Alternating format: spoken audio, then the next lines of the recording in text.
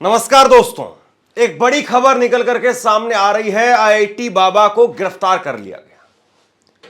IIT बाबा किस तरीके से क्या क्या कर रहा है लगातार हम सब देख रहे हैं, और आईआईटी बाबा के नाम पर किस तरीके से एजेंडा चलाया जा रहा है, चैनलों पर बुला करके उसको खेल किया जा रहा है, टीआरपी बटोरी जा रही है, और आज पुलिस ने गिरफ्तार कर लिया है। और पुलिस ने जब गिरफ्तार किया है तो कोई अच्छे काम के लिए गिरफ्तार नहीं किया है। पुलिस ने गिरफ्तार किया है क्योंकि आईआईटी बाबा के पास में गांजा मिला है। ये खबर आप देखिए, आईआईटी बाबा के पास में उनके बैग में गांजा मिला और उसके बाद में जयपुर की पुलिस ने एफआईआर दर्ज कर ली, गिरफ्तार भी कर लिया गया। एबीपी न्यूज की खबर है, आईआईटी बाबा को जयपुर पुलिस ने हिरासत में लिया। एनडीपीएस के तहत, एनडीपीएस एक्ट के तहत कार्रवाई हो सकती है। ये एनडीपीएस एक्ट यानी गांजा की अगर आप तस्करी करते हैं या अवैध रूप से रखते हैं तो फिर आप पर एनडीपीएस एक्ट के तहत कार्रवाई होती है। अब आईआईटी बाबा को गिरफ्तार कर लिया गया है, लेकिन आईआईटी बाबा कह रहा है कि ऐसा कुछ है ही नहीं, ऐसा कुछ है ही नहीं, मुझे गिरफ्तार किया था वो तो पुलिस को वहम हो गया था एक तरीके से, इसलिए गिरफ्तार कर लिया था। और गांजे को प्रसाद बता रहा है कि ये गांजा नहीं, प्रसाद था, थोड़ा सा प्रसाद था, इसलिए गिरफ्तार किया था। तुरंत उन्होंने जमानत देकर के छोड़ दिया, ऐसा कुछ है ही नहीं। बड़ी बात यह भी है कि आईआईटी बाबा को कितना कूल करके दिखाया जा रहा है कि आईआईटी बाबा जो है वो बिल्कुल कूल है। सोचिए कि अगर कोई मौलाना इसकी जगह पर होता, ये बाबा की जगह पर अगर कोई मौलाना होता तो किस तरीके से आईआईटी बाबा को लेकर के जो रिएक्शन आ रहा है, क्या वही रिएक्शन कोई मौलाना के लिए आता? और दूसरी बड़ी बात यह है कि आईआईटी बाबा को जैसे गिरफ्तार किया गया उसके बाद जमानत पर छोड़ दिया गया। पुलिस की माने तो पुलिस ये कह रही है कि इसलिए इसको गिरफ्तार करना पड़ा क्योंकि ये आत्महत्या कर सकता था, इसलिए इसको गिरफ्तार करना पड़ा। तो सोचिए किस तरीके से जो है वो आईआईटी बाबा को लेकर के माहौल लगातार गरमा रहा है। तो मैंने वही बताया ना, जैसे 3-4 फेक न्यूज है ना, एक तो सुसाइड वाली और पूरी फेक न्यूज है, ठीक है, डिटेन वाली भी पूरी फेक न्यूज है। अब उसमें बस थोड़ा सा वो असलियत जो वही है कि वो गांजे के हिसाब से उन्होंने वो वाला एक्ट वाला जो एफआईआर है वो जमानत के हिसाब से वो किया हुआ उन्होंने। हाँ, जमानत दे के चले गए वो उसी टाइम पे ना, क्योंकि वो उतना ही था ना, वो केस उतना ही था वो। नहीं, मैंने वो लिखा था कि अब मेरे को संसार में सिर्फ महादेव ही मैं प्यार करता हूँ और बाकी लोग नहीं है। अब वो फेक न्यूज नहीं है ना, अब उसका आप कैसे देखें, आप अलग तरीके से रहे हो। मैं तो वैसे ही सोचता ना अभी भी कि अब जैसे आप सब लोग ठीक है मेरे फेवर में हो गया, अगेंस्ट में मुझे नहीं पता ना, तो मैं तो बस लाइक हाँ महादेव ही है, उसके हिसाब से चल रहा हूँ भाई। अब ये आईआईटी बाबा जो है वो गिरफ्तार हुआ है। इससे पहले हमने देखा न्यूज नेशन पर किस तरीके से हंगामा हुआ और पूरा एक शो बना करके उसकी टीआरपी बटोरने का प्रयास किया गया। अब आईआईटी बाबा कह रहा है कि कुछ नहीं, थोड़ा सा प्रसाद था बस।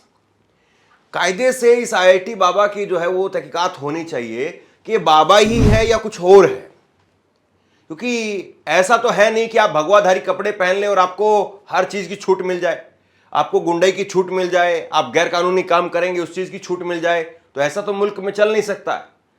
और कोई भी व्यक्ति हो, किसी भी धर्म का हो, किसी भी संप्रदाय का हो, अगर कोई भी व्यक्ति गैरकानूनी काम कर रहा है तो जाहिर सी बात है उसके खिलाफ कार्रवाई होनी चाहिए। लेकिन पुलिस क्या कह रही है इस मामले में, जरा देखिए। पुलिस की तरफ से कहा गया है कि हमें सूचना मिली थी कि ये बाबा, आईआईटी बाबा आत्महत्या कर सकते हैं। हम मौके पर पहुंचे तो इन्होंने, आईआईटी बाबा ने कहा कि मैं गांजे का सेवन करता हूं और वह मेरे पास में है। गांजा पीना और रखना अपराध है। एनडीपीएस एक्ट के तहत गांजा पाए जाने पर वह जब्त किया गया और मौके पर उन्हें, आईआईटी बाबा को गिरफ्तार किया गया। क्योंकि गांजा काफी कम मात्रा में पाया गया तो उन्हें जमानत पर रिहा कर दिया गया। तहकीकात में जब भी जरूरत पड़ेगी तो उन्हें वापस फिर से हाजिर होना पड़ेगा, ये पुलिस की तरफ से कहा जा रहा है। अभय सिंह ने कुछ वीडियो सोशल मीडिया पे डाले थे जो संकेत कर रहे थे कि वो आत्महत्या जैसा कुछ प्रयास कर सकते हैं। कुछ लोगों ने, फॉलोवर्स वगैरह ने देखा था। पुलिस कंट्रोल रूम पे सूचना मिली थी कि वो आत्महत्या कर रहे हैं, प्रयास कर रहे हैं आत्महत्या का। इस सूचना पे होटल जहाँ पे वो रुके हुए थे अभय सिंह, वहाँ गए थे। इनसे पूछताछ की गई। इनके पास में गांजा मिला था एक पुड़ी, जो कि अवैध है, एनडीपीएस एक्ट के तहत अपराध है। मौके से गांजा बरामद किया गया, इनको अरेस्ट किया गया था। और चूँकि स्मॉल क्वांटिटी गांजा था इसलिए मौके पे जमानती पेश करने पर इनको बेल बॉन्ड पे रिहा किया गया। क्या आत्महत्या करने जैसा ऐसा कुछ उन्होंने तैयारी कर रखी थी क्या इन्होंने?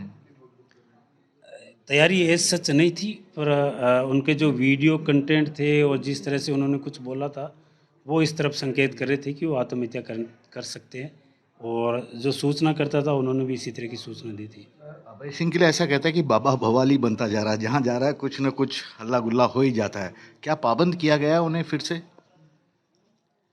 ऐसा बवाल टाइप का कुछ चूंकि यहाँ पे कुछ हुआ नहीं था। यहाँ तो एनडीपीएस एक्ट के तहत ही अपराध हुआ था, जिसका प्रकरण उनके खिलाफ दर्ज कर लिया गया। अब बड़ी कमाल पुलिस है, मतलब बड़ी शानदार, बड़ी फास्ट पुलिस है।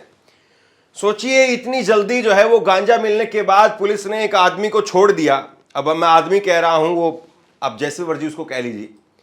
अगर आपकी मोटरसाइकिल पकड़ ली जाए तो इतनी जल्दी आपकी मोटरसाइकिल नहीं छूटेगी जितनी जल्दी से आईटी बाबा को छोड़ दिया। और शुरू के दिन से पता था कि ये बाबा जो है वो नशेड़ी गंजेड़ी इसी प्रकार का दिखाई दे रहा है, उसी प्रकार से बातें करता है, उसी प्रकार से काम कर रहा है। तो क्या उत्तर प्रदेश पुलिस जहां ये महाकुंभ के अंदर रहा उसने कोई कार्रवाई नहीं की? ये अलग अलग जगह पर घूमता रहा, नोएडा में घूमता रहा, दिल्ली में घूमता रहा, या अब राजस्थान में पहुंच गया है, वहां पर कार्रवाई क्यों नहीं हुई?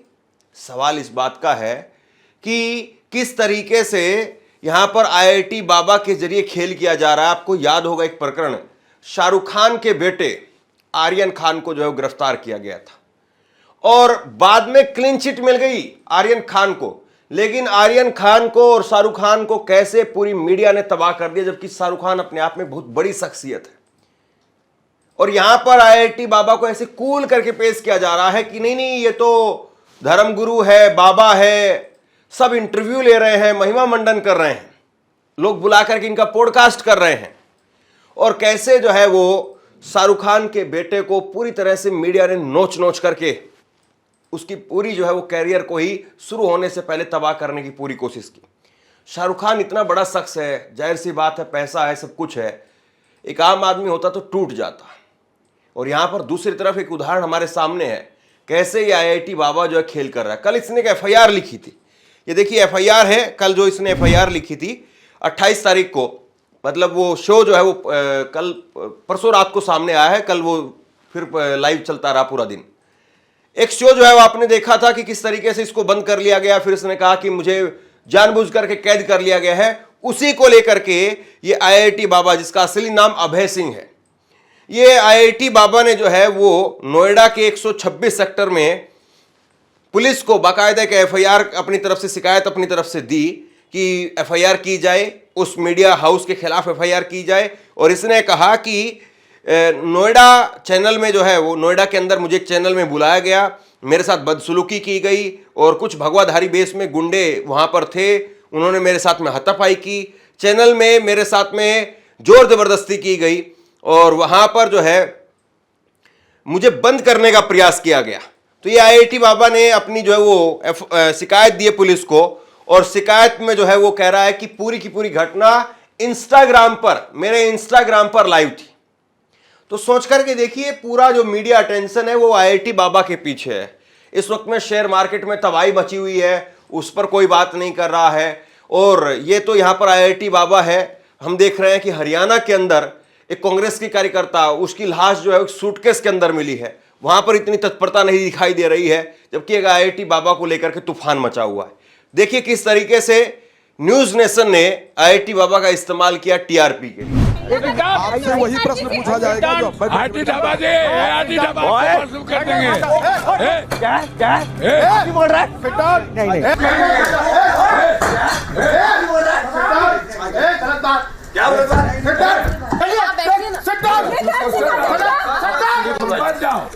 बोल रहा है? मैं एफआईआर क्लोज कर रहा हूँ। स्टूडियो के अंदर बंद करके मेरे को इन लोगों ने स्टूडियो के अंदर बंद करके अरे उन्हें बाहर नहीं जाने देंगे। उनको वो करोगे? ये स्टूडियो के अंदर बंद कर दिया, गेट खुलवाइए। गेट खुलवाइए। अब बाबाओं का सिस्टम है, ये सिस्टम ही बाबाओं का है। यहां पर कुछ भी हम देखते हैं, राम रहीम होता है तो चुनाव आने से पहले पहले उसको जमानत मिलनी तय है। जैसे ही चुनाव आएगा उसको फौरन जमानत मिल जाएगी। अब आसाराम को जमानत मिल गई और आसाराम जमानत पर आने के बाद में सत्संग कर रहा आराम से, उसको जमानत जो है इस बात के लिए दी गई है कि स्वास्थ्य की वजह से, उसका स्वास्थ्य खराब है, इस वजह से उसको जमानत मिली है। लेकिन आसाराम बापू जो है, बापू वो सत्संग लगा रहा है और उसके सत्संग में लोग आ रहे हैं। मैं हैरान हुई देख करके कि ऐसे लोगों के सत्संगों में लोग आते कैसे हैं। लोग अपनी बहन बेटियों को, परिवार की महिलाओं को भेज कैसे देते हैं, जिनके ऊपर इतने सीरियस चार्ज लगे हैं, वो कैसे भेज देते हैं। अभी मैं पिछले हफ्ते दिल्ली में गया हुआ था और ये आउटर दिल्ली में कंझावला की तरफ एक बड़ा आश्रम बनाया जा रहा है, नया आश्रम। किसका? उस संत रामपाल का। मतलब जो लोग जहां पर थे पहले, करोथा में उनका आश्रम था, आजकल बंद पड़ा है पूरा, वहां से भगा दिया गया, या अब वो पुलिस ने वो सील कर लिया, वहां पर गोली चली थी। अब एक नया आश्रम। कहां से इतना पैसा आता है इन लोगों के पास? जाहिर सी बात है, चुनाव आता है, चुनाव आने के बाद इनको जमानत मिल जाती है और ये बाबा खुल करके एक पार्टी के पक्ष में प्रचार करते हुए दिखाई देंगे। ये IIT बाबा आज नहीं तो कल, कल नहीं तो परसों किस पार्टी के लिए प्रचार करेगा, किस नेता को जो है महान बताएगा, हम सब जानते हैं। लेकिन इन नेताओं के ऊपर, इन बाबाओं के ऊपर जिन नेताओं को शिकंजा कसना चाहिए, वो तो इनके पक्ष में जाकर के खड़े हो जाते हैं। अब IIT बाबा पर कार्रवाई क्यों नहीं हो रही है? सोचिए जरा इस बात को। और अगर कोई मौलाना मौलवी इसकी जगह पर होता तो क्या होता। लेकिन अब इसको चैनलों में बुला करके TRP बटोरी जा रही है। और जो दूसरी तरफ के बाबा हैं, मतलब IIT बाबा तो एक है ही ये, दूसरी तरफ के और बाबा हैं, वो इससे भी और छटे हुए बदमाश लगते हैं, क्योंकि वो भी गालियां दे रहे हैं। अब साधु संत का तो ये आचरण होता है कि कोई उसको गाली भी दे। स्वामी विवेकानंद कहते थे, कोई अगर आपको गाली भी दे रहा है और आप उसकी गाली ले ही नहीं रहे तो आपको क्रोध आएगा ही नहीं। आपको गाली दे रहा है, देने दीजिए उसे। आप गाली लेंगे नहीं, आपको क्रोध आएगा नहीं। तो ये जो बाबा हैं, दूसरी तरफ के भी इस तरफ के भी, ये भगवाधारी के बेस में किस तरीके की गुंडाई यहां पर हो रही है और क्या इसको छूट मिलनी चाहिए? ये पागलपंथी नहीं चलेगी। तुम साधु संतों का सम्मान नहीं करते। साधु संतों का सम्मान नहीं।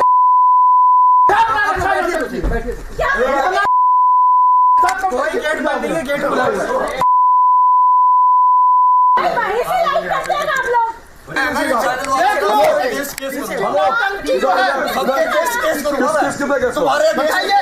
क्या किया है? तुम जबरदस्ती करवा रहे हो मेरे साथ। गेट बंद है। जवाब दो। खैर, अगर पूरा system he A to Z अगर बाबाओं का बन जाए तो फिर लोगों को चीजें नॉर्मल लगने लगती है।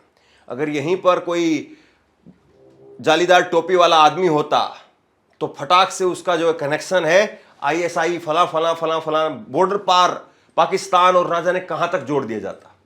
और ये जो छोटी सी बता रहे कि छोटा सा गांजा मिला है, बस थोड़ा सा गांजा मिला है, पता नहीं कहां कहां पर किस किस बड़ी खेप में नाम जोड़ दिया जाता। लेकिन IIT बाबा जिस तरीके से चल रहा है और जिस तरीके से इसको चलाया जा रहा है, ये हम सब के सामने है कि किसकी सह पर ये कैसे हो रहा है। वरना अगर आप बताइए कि पुलिस प्रशासन, सरकार अगर चाहे तो ऐसे लोग क्या गुंडाई कर सकते हैं? सवाल इस बात का है। आप क्या सोचते हैं? नीचे कमेंट बॉक्स में लिख करके जरूर बताइए। इस वीडियो को शेयर कीजिए और इसी तरह की तमाम खबरों के लिए ऑनलाइन न्यूज़ इंडिया को सब्सक्राइब कीजिए। आपका बहुत बहुत धन्यवाद।